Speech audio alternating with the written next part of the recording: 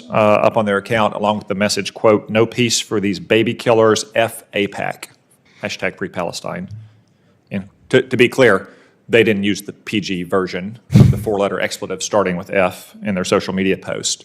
So are you aware of the FBI either conducting arrests in this against this mob at Mr. Tushin's house or even investigating? As I sit here right now, I don't know specifically. We've had so many investigations, as I said in our earlier exchange, that are focused on threats or more than threats against the Jewish community all around the country. Let me follow up and see if we can get more information on that specific case. I would very much appreciate that because it is the case that the history of our federal civil rights laws, especially the criminal provisions of them, go back to a time when local authorities refused to protect the civil rights of their people.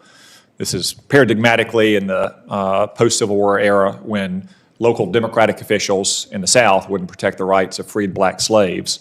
But color me very skeptical that notorious Democrat George Gascon, the prosecuting attorney for the County of Los Angeles, is going to zealously pursue criminal charges against this mob that showed up at Mr. Tushin's home and assaulted one of his neighbors.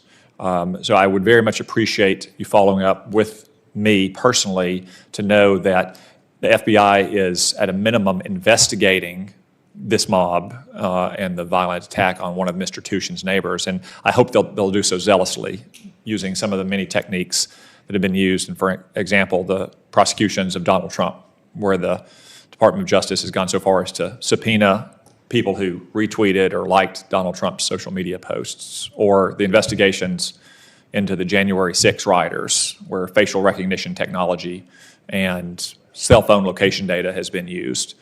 If these are good enough for those investigations, I think they should be good enough for this investigation as well, which, again, I don't think that George Gascon is going to zealously pursue. Well, as I said, we will follow up with you directly about this particular matter. I will tell you, in the meantime, that my instructions to our people are very much along the lines of my comments here today, which is the Jewish community needs us, and we need to be leaning forward. Well, thank you for that. And as I said, in citing their social media accounts where they post photos and videos of it, these are not criminal masterminds. This should not be a tough case for anyone to crack. I'm sure the LAPD would be happy to investigate and arrest if they thought Mr. Gascon would actually pursue charges. Absent that, I hope that the FBI and the Department of Justice uses the full extent of federal criminal civil rights laws to make sure that this pro-Hamas mob faces legal consequences. Thank you. Senator Ossoff. Thank you, Mr. Chairman, and Director Wray, good to see you again. And you know I never fail to mention that Georgia is proud of you. We love seeing you when you come back home. Hope you will again soon. You and I have spoken before about the dangerous increase in the frequency of sextortion crimes targeting children, young children who are lured or targeted to share compromising or explicit photos and then blackmailed or bullied or worse on the basis of that content. Senator Blackburn and Senator Grassley and I have together moved legislation through this committee aimed at helping prevent the sexual abuse of children online. Your field office in Atlanta recently again highlighted sextortion as a particular concern in Georgia. The Atlanta field office said that these schemes have increased in frequency by 700% since 2021. Can you please provide an update on the FBI's overall efforts to investigate and prevent these crimes targeting children online? So this is a rapidly emerging threat to the youth of America. It's not, when I say rapidly emerging, it's not that it's brand new. As you and I have discussed, it's been emerging for some time, but what's newer is that it's really bursting into prominence in the last, let's say, year and a half in particular, and that's mostly a bad thing because of how prevalent it is, but it is also a reflection of potentially a little bit of a good thing, which is growing awareness, and we need more awareness of this. What is the FBI doing? We're aggressively investigating these cases. We just recently had a case, for example, where a very tragic case in Michigan where a young teenager male committed suicide because he was basically in exactly one of these kinds of cases was essentially egged on when he couldn't pay the money, and he was explaining he didn't have the money, egged on to kill himself, and he did. And we pursued, in that case, the wrongdoers who were all the way over in Nigeria. We worked with our Nigerian partners, got the individuals involved arrested, had them brought back, extradited back to the U.S. to face trial here, as a way of demonstrating that you are never beyond our reach, and that we're going to pursue these cases really to the far corners of the globe. But the second thing, and part of the reason I bring up that case as an example, is that it's very important to raise awareness, because I think a lot of the kids who are falling victim to this, when they get targeted, they don't think they have a choice. They feel like they're trapped and stuck, and then turn to tragic consequences like suicide. So raising awareness is not just raising awareness for parents, but it's raising awareness for teenagers so that they know there's something they can do. So we're working with NCMEC, for example, but in that Michigan case, to their great credit, the young man's parents sort of embraced the idea of using his case, his tragic death, as a way to try to prevent other kids from falling victim to the same thing. And it's really deeply moving that they would try to find some good that they can achieve through the just heartbreaking loss of their son. Thank you, Director Wray, and that is obviously a top concern for parents in Georgia, and so is the opioid crisis and how it impacts high school students. Several news outlets reported recently that multiple students overdosed on fentanyl in one Gwinnett County high school, that none of the students knew they were consuming fentanyl. One was reportedly using a vape pen. Earlier this year, students in Lee County in southwest Georgia reportedly hospitalized, again after using a vape that was reportedly laced not just with THC but also with fentanyl. Thankfully, all of the students survived. Can you lay out for my constituents back in Georgia what the FBI is doing to protect children and adolescents from opioids, from fentanyl, and increasingly as we see the inadvertent overdose by students who are either vaping or perhaps think they're taking some other drug or a counterfeit prescription drug? Well, of course, you're rightly flagging that one of the really pernicious parts of the crisis, the fentanyl scourge that we're dealing with right now, is that it's getting pressed into or incorporated into all sorts of other things. So you've got, it's bad enough for the people taking it intentionally because they're addicted, but the people who are unwittingly taking it, whether it's in their prescriptions or something else, is a huge problem. So what is the FBI doing? Well, I'd start with what I said in my opening, which is just in the last 2 years, the FBI has seized enough fentanyl to kill 270 million Americans.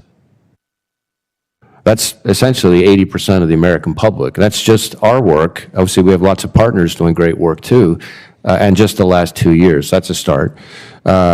A few other things we're doing. We are targeting the cartels. We have over 300 investigations focused on the cartel leadership and them as the source of supply. We are focusing on the distribution side of it here in the U.S. Violent gangs, our Safe Streets task forces are focused on those.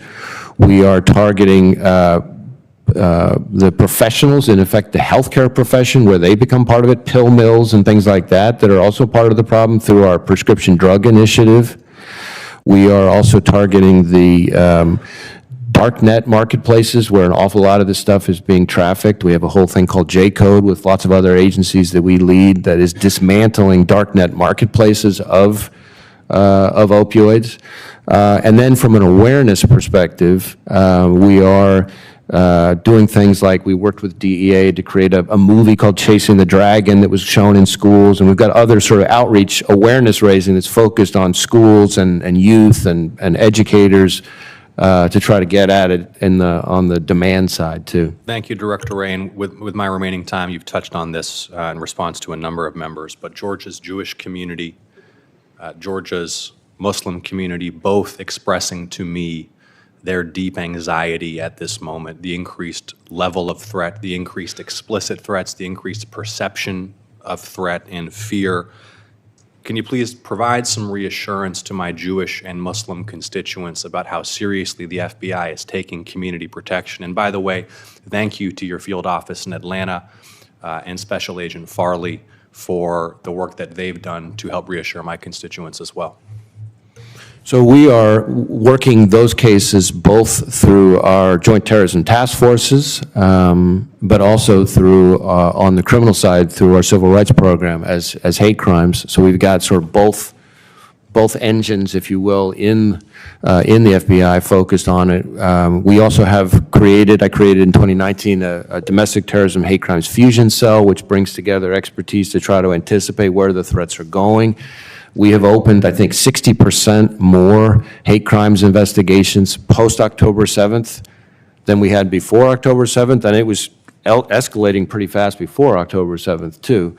And we've got all of our field offices, as you mentioned, with SAC Farley in Atlanta, not just pushing the investigations, but engaging in a lot of outreach to affected communities in their areas. Both to reassure them, as you say, but also to kind of raise awareness like, hey, we're here. If you see something, we want to know about it because there are things we can do to help. Thank you. Thank you, Senator Ossoff. Senator Kennedy.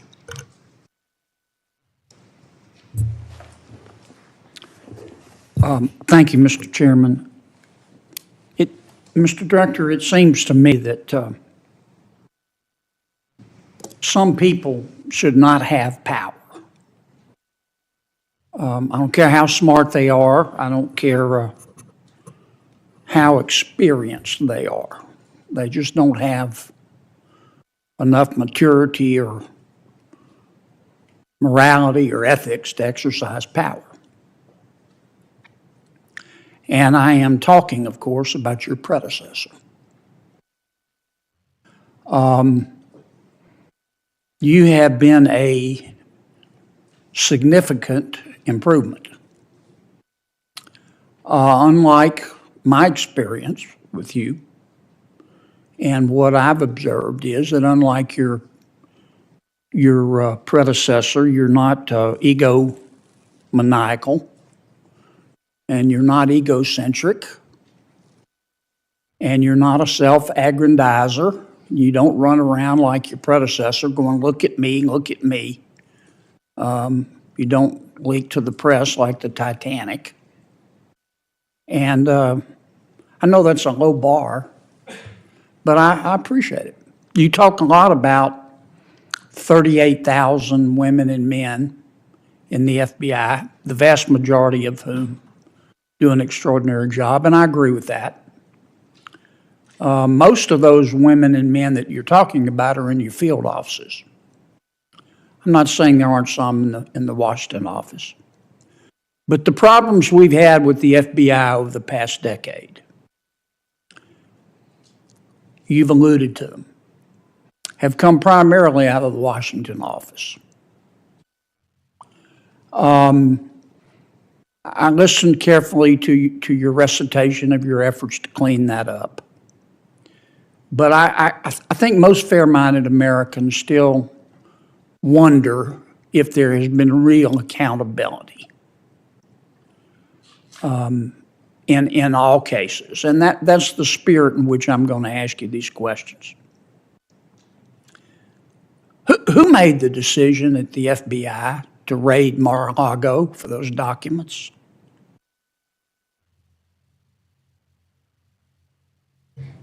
Well, I'm not sure there's a specific person that made the decision. It was the investigative team that was on that investigation, working with the prosecutors on the case. Why didn't you just do a consent to search and avoid all the drama? Well, You, but whoever made the decision. yeah. Well, let me try it this way, because obviously we are talking now about not just an ongoing investigation, that's not just an ongoing investigation that's being led by a special counsel, but an ongoing investigation being led by a special counsel that's in front of a court with likely very strong views about what it is I can say publicly, which gets at some of your gracious comments about public commentary about cases.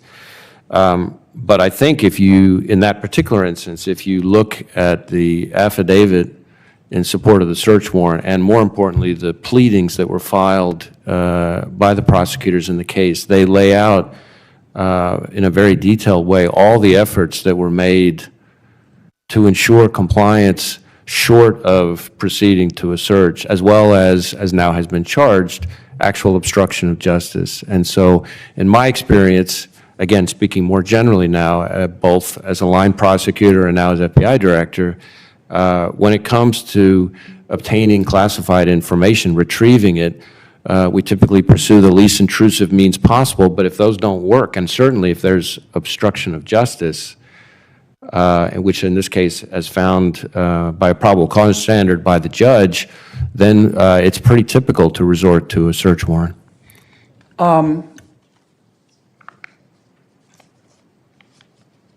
Of course, as you know as well as I do, that the FBI cannot censor American speech. Talks about abridging speech, that our First Amendment does. At one time, I think it was during your tenure, the FBI had 80 FBI agents working with social media, encouraging social media to take down accounts and remove, quote, disinformation and election interference. A district court found that the FBI and other agencies asked social media platforms to remove content and to change their moderation policies in a way that violated the First Amendment.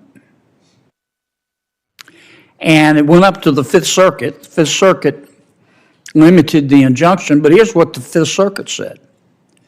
The FBI, quote, likely coerced the platforms into moderating content and encouraged them to do so by effecting changes in their moderation policies, end quote, in violation of the First Amendment. The FBI agreed with the plaintiffs that, quote, I'm quoting the Fifth Circuit, federal agents ran afoul of the First Amendment by coercing and significantly encouraging social media platforms to censor disfavored speech, including by threats of adverse government action, like antitrust enforcement and legal reforms. That's serious. Is the Fifth Circuit wrong? Well, as you may know, first off, let me just say the opinions talk about a whole bunch of other executive agencies besides the FBI, and I'm not going to speak to what the other agencies did or didn't do. But Well, as you far as weren't the only one. It was the White House, it was Homeland Security, but your folks were there too, all 80 of them, 80 agents. Well, but Combing social media every day, calling Twitter, calling Facebook, take that down. Get rid of that account. And it wasn't just on election interference. It was on COVID vaccines. It was on lockdowns.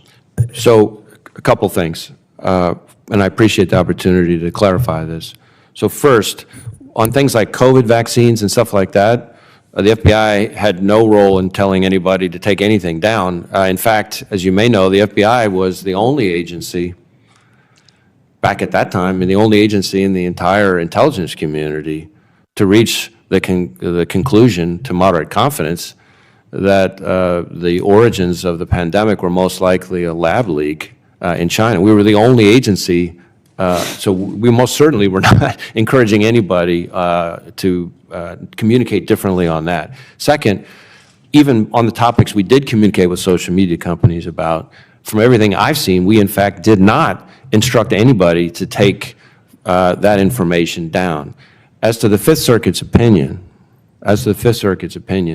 as you may also know, we actually hotly contest a lot of the findings, and not just the legal conclusions, but the actual factual findings, and the department has sought Supreme Court review, asked them to vacate the injunction. The Supreme Court's not only vacated the injunction, but granted cert, so I probably should leave it at that. Let me stop you a second. I've gone way over. I want to ask you one last question.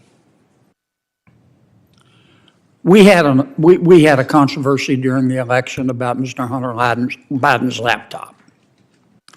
And at that time, you had 80 agents interfacing with social media, doing whatever they were doing. The FBI had the Hunter Biden laptop got it on December 9th, 2019. The New York Post story, which a lot of the social media companies at the suggestion of government took down, the story came out on 10/14/2020. Why didn't the FBI just say, hey, the laptop's real? Why didn't you just tell everybody the laptop's real? We're not vouching for what's on it, but it's real. This isn't a fiction. Well, as you might imagine, the FBI cannot, especially in a time like that, be talking about an ongoing investigation. Second, I would tell you that, at least my understanding, is that both the FBI folks involved in the conversations and the Twitter folks involved in the conversations both say that the FBI did not direct Twitter to suppress. But others particular were story. in government. Well, I can't speak to others in government. Now, that's part of the point that I was trying to make, because the Fifth Yes, sir, Circuit's but opinion. you're the FBI. You're not part of the White House and part of Homeland Security. You're not supposed to be political. You see all this controversy going on. Why didn't the FBI say, time out, folks, we're not getting in the middle of this, but the laptop's real? Again, we have to be very careful about what we can say, especially in the middle of an election season, because that's precisely some of the problems that led to my predecessors' negative findings from the Inspector General. Did you hear a gavel? Thank you, Senator heard a Kennedy. gavel. Thank you, Senator Kennedy. Senator Booker? Mr. Chairman, I just want to say that Senator Kennedy is Santa Claus of spirit, but he is the Grinch when it comes to stealing my time. But it's good to see him as always. I'm sorry. Director Wray, it's good to see you again. I just want to say at the top, as often, I don't get often enough to say it to you, but having years and years of working with FBI agents, especially in New Jersey, I just know that you represent an organization of extraordinarily noble people who do things on a daily basis to protect us and to keep us safe that most Americans don't know about. And in this time of year, especially, just that heroism, I just want to recognize it at the top. I listened in my office to a lot of the earlier questioning, and I'm just really grateful for how much of an emphasis you've been putting on the safety and security of Americans to racist and religious hate. It was literally hours after the October 7th attacks. I was in Israel that I reached out to my colleagues in the Democratic caucus and said that we have to get more money for the nonprofit security grants, and I'm glad that there seems to be bipartisan movement to that. I appreciate the comments of a lot of my colleagues, especially Tom Cotton, Michael Tuchin. I know him well, and what happened in his house is galling, but as you said, it's indicative of a lot of the violence. In fact, when it comes to anti-Semitism, it's the top form of religious hate and hate violence we see. I want to drill down a little bit about the violence that we're seeing and the threats on the Muslim community, because there's a lot of issues with trust when it comes to the FBI and the Muslim community. And having seen, when I was mayor of the city of Newark, unjust surveillance and the erosion of a lot of that trust, not of the FBI in particular, but of law enforcement in general, I just want to know from you, what are you doing? What steps are you taking to try to be restorative of trust to make sure at a time of vulnerability where Muslims are being targeted with hate, an Arab community in larger context is, what are you doing to especially build that trust to know that you as an agency can be relied upon for their safety? Well, I appreciate your comments and your focus on the issue. Certainly, we, through every one of our field offices, have as a point of emphasis community outreach, and within community outreach, there are specific communities that they make a conscious point of trying to build bridges with. The Muslim community, the Arab American community are specific parts of that. The good news is that it didn't take October 7th and the aftermath for us to start doing that. I've been to all 56 field offices twice, each of them, many of them 3 times, and I've seen with my own 2 eyes the relationships that they've built with the Muslim and Arab American communities in their areas. And so we've just continued to try to double down on that post October 7th to make sure that they know we're there for them if they experience threats or violence. There have been tips and leads, reports of threats that have come in. The chairman mentioned the attack against the unconscionable attack against the 6-year-old boy in his area, but we've had other attacks as well. So we're trying to make sure that they know we're there for them. I will tell you on a personal level, as somebody who was in FBI headquarters on 9/11, I have never forgotten, as a young leader in the Justice Department at the time, couldn't have been more than 4 days maybe after 9/11, President Bush, in the middle of all the tension that existed at the time, making a conscious point of speaking, I believe it was at a mosque, and making clear that we're at war with terrorism, we're not at war with Islam. Thank you. And that really always kind of moved me that he had made that step at that time, because it would have been the easy thing to do, not to do that. No, I'm grateful for that as well, and grateful for your visits. I imagine Newark was a 3-visit place, not a 2-visit place. I think my 3rd visit is imminent. Okay, that's good to know. The Executive Order 14110 directed federal law enforcement agencies to produce a report on the use of AI in the criminal justice system and recommend best practices for law enforcement. The report builds on Executive Order 14074, which directed the Attorney General to issue best practices, policy changes, and procurement guidelines for advanced law enforcement technologies, including facial recognition, other biometric technology, and predictive algorithms. Can you provide the committee with an update on the reporting requirements, including an estimate for when you expect to release the guidance on advanced law enforcement technologies in light of the fact that the deadline set in the EO has passed? Let me circle back with you on that. I know we have an entire team of people working very closely with the department and others on this issue. And I wasn't aware that there was a deadline that we'd missed, so let me see if there's some garble in the process, but I will make sure we circle back to you on it. Yeah, and finally, I found every interaction I've had with you directly or your office on 702 really compelling. From sitting in classified briefings to talking to administration officials, and your comments at the top of the hearing were again very, very compelling. I think you heard that this is an issue that is in both parties. There are a lot of concerns, and when Mike Lee was speaking, he talked about a lot of the violations of what we would both agree is just egregious violations of what 702 should be about. The reforms that have been put forward and the work that's been done to correct for them. But I'm concerned, I trust you, but I learned when it comes to leadership, there's a difference between time tellers and clock builders. Time tellers are those people that their leadership is so powerful, everybody knows the time and goes accordingly. But the best leaders are those that help to build mechanisms that no matter who's the leader, the protections, the security, the knowledge is there.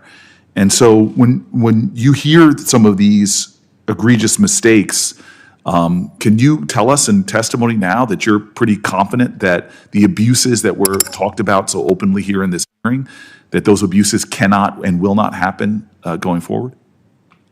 I can pledge to you and to this committee that we have put in place new measures that exceed anything that's ever been in place before, that we are focused on a goal of getting to 100% compliance. But I can also tell you that, and I understand why we've brought this on ourselves to some extent, and I hear that. I hear that in Senator Lee's comments. I understand why that is there, but that's why I point to the court itself and the department itself looking hard at our compliance post all these reforms, because these are the same people and the same kinds of documents that have discussed all these problems of the past. They're the ones now saying they're seeing 98% compliance. And these are reforms that we've had in place since really only just the middle of 2021. So it's not just take my word for it, I get that. It's, trust but verify, and there's a verification piece that's occurred here.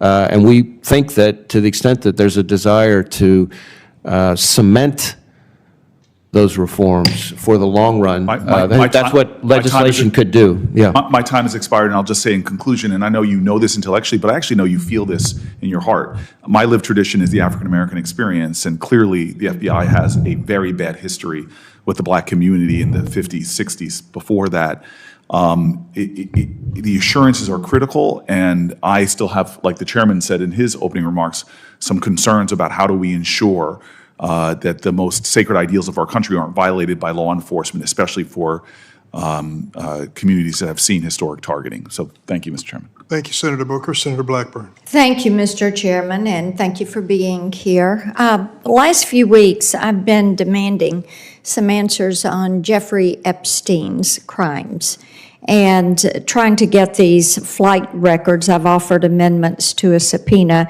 trying to get that, and kind of been stonewalled on it, but I think having transparency around Jeffrey Epstein's conduct and this massive sex trafficking ring that he built is important. And of course, you've had the chairman, Senator Hirano, Senator Ossoff, all who have mentioned our concerns with what is happening with CSAM, what is happening with sex trafficking. But in light of this, in looking at some of the survivors from the Epstein issues, there are disturbing allegations that the FBI failed to investigate the sex trafficking allegations. And indeed, one survivor says that the FBI, even after she brought forward repeatedly content about his conduct, that the FBI refused to investigate her claims, even though she said the allegations were there on both the sex trafficking and the child sexual abuse material. And I want to know why or what awareness you have of the FBI's failure to investigate these claims. And I want to get you on the record, since numerous survivors have said the FBI did not show up to help them. What specifically has the FBI done to investigate the claims that Epstein's and others participated in, produced, possessed, and distributed CSAM? Well, first, let me say I recall very well that you have a very specific and longstanding interest, not just in child sexual exploitation, but in human trafficking as a cousin of that. And we appreciate your focus on it and your support of the importance of that part of our mission. As to the Epstein case specifically, I will tell you it's been a while since I looked at that case. Obviously, we worked together with prosecutors to bring charges before he... I realize that. Yeah. But what we need from you is a complete investigation of why the FBI did not take this up, and then getting to the bottom of what is appearing to be an enormous sex trafficking ring and listening to these survivors. And as I said, I've tried to get a subpoena on the flight logs, which I think is important to this. I think people need to know who was on those planes and how often they were on those planes. I think people who invest in companies would want to know if there are people from their C-suite.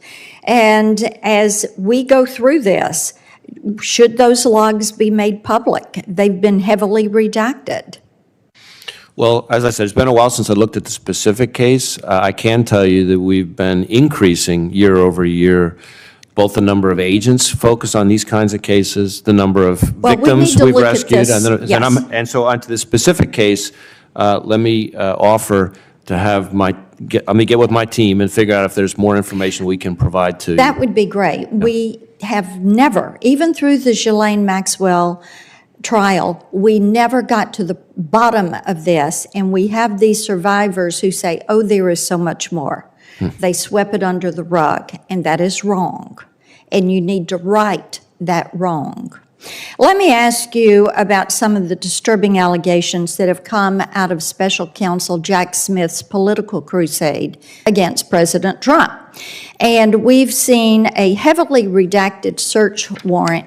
Here you go with the first page. Here you've got a page that's in print, another in print, another in print. Attachment B in print, all about the subject account. Page 3 that I'm going to come back to in a minute, and then look at the rest. Redactions, redactions, redacted, fully redacted, fully redacted, fully redacted, there and there. So that's very helpful. When things are so heavily redacted, you can't get to the information. Now, Tennesseans are very concerned about two tiers of justice and weaponizing of the government. But what we see from this search warrant, and here it is on page, let me go to page 2 first. That gives you what they're getting from the subject account, which is Trump's account. You're going to see that on page 1 and page 2, and the information that is there. They're wanting to get at his Twitter account everybody that had access to it and all the information. Well, then when you go to page 3, they are going to subpoena all data and information that is associated with this, and anybody that reposted information on this that favorited or retweeted post by the account, as well as all tweets that include the username associated, all synced, all contacts, and this covers October 2020 to January 2021. Are you aware of this? I've seen some of the media reporting about it, but obviously this is a matter that's agree being led with by this? this. Well, again, this is an ongoing investigation being led by a special counsel, and there are all kinds of court restrictions that apply. Somebody approved a search warrant for everybody that was retweeting or reposting from the Ayatollah's account. Have they gone to his account prior to October 7th and looked at that? This is such an invasion of free speech. And as we talk with you about social media and what is going on with social media, we're concerned about this. You know, if I liked a tweet from President Trump, if anybody on this side of the dais retweeted a tweet from President Trump, according to this, Jack Smith could go pull everything affiliated with our Twitter account. If anything that came from that real Donald Trump showed up in our feed, do you think that this is an infringement of my free speech? Well, let me say this. I certainly understand the concern, but what I would tell you hope is, so. But what I would tell you is that this investigation being led by the special counsel. It's not appropriate for me to comment on that ongoing investigation. It's also under the supervision of a court, which includes Ongoing the search warrant. investigation is code word for we are stonewalling, and we hear this from you all repeatedly, and it's really quite frustrating. No, ma'am, and I understand why it's frustrating, but that policy about not commenting on ongoing investigations is one that goes back decades, Republican and Democratic administrations. It's Yeah. not something These that's just investigations invented. are not coming to completion. Thank you, Mr. Senator Blackburn, before you leave, I want to make a point for the record, since I understand you made some statements about the Jeffrey Epstein flight logs. There's a Fox reporter in the hallway who asked me about this, and I said I had not spoken to you one time about this issue. I think you'll back me up on that. I'm not mistaken. I didn't know that this was even a subject of your amendments, which, if you'll recall, you were the first on the list until the 2-hour rule was invoked. I don't know anything about this request on your part. I'll be happy to discuss it with you. But I haven't done any discussion with you to this point, correct? Mr. Chairman, I know, and I think you're fully aware that I had 2 amendments, one wasn't. dealing with Epstein and Sotomayor. I brought it up previously.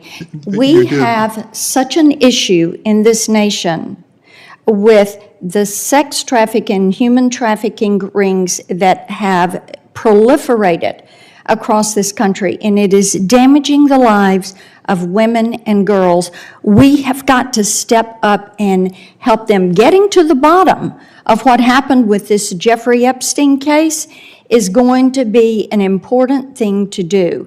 And it should be at the top of this committee's to-do list as we fight some of this proliferation of CSAM. There were 122 amendments, I believe, filed. I did not know that you would have. 177. 177 amendments filed, so I have to confess I didn't know that you'd offer that amendment. Happy to discuss it with you, but I want to point on the record. You and I have never personally discussed this, have we?